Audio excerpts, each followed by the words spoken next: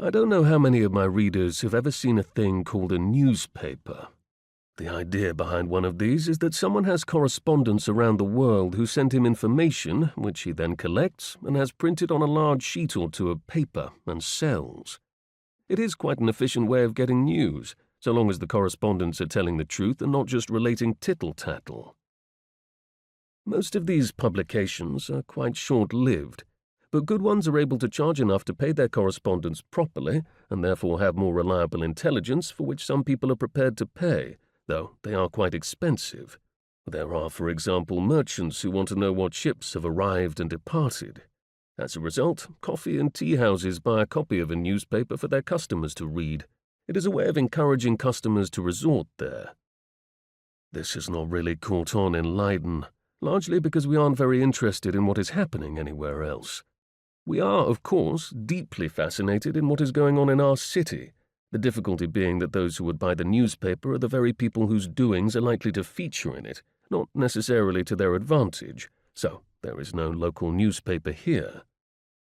However, occasionally a passing traveller will leave a newspaper at the inn, which is how I came to be reading the weekly Haarlem Courant in early 1685, and thus discovered that King Charles II of England was dead. This was simultaneously a great shock and no surprise at all. A shock because he was only 54 years old, or to put it another way, 8 years older than me. No surprise because if you had seen the sort of life he led, it was astonishing that he had survived this long.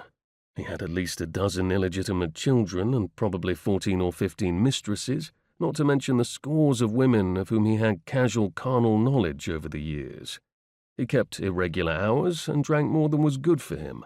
He certainly suffered from gout, as I had seen when I met him during a little trip to London, of which I have previously written and which I do not choose to recall again. I still have cold sweats when I recall how close I came to having my throat cut on that occasion.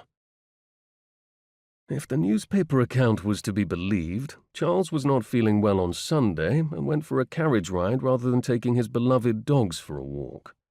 Those dogs were a great nuisance about the palace. It was a large building with rambling corridors, and even if the animals were sufficiently trained to want to go outside to make their mess, it was far too far for them to make it in time. So as you walked through Whitehall Palace, it was as well to watch where you were stepping. It seems that Charles woke around 7 o'clock on Monday morning and emitted a terrible cry before sinking back into his pillows and starting to convulse.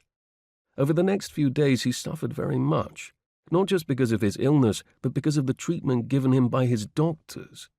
He was repeatedly bled, given enemas and emetics, and blistered with hot poultices applied to his skin. My colleagues in the Faculty of Medicine here told me that this was all unexceptionable and in line with the best medical practice, to which my answer is that there must be a very fine line between being a physician and being a torturer. Anyway, Charles finally died on the Friday morning, and news of this had just reached Haarlem when the newspaper was published.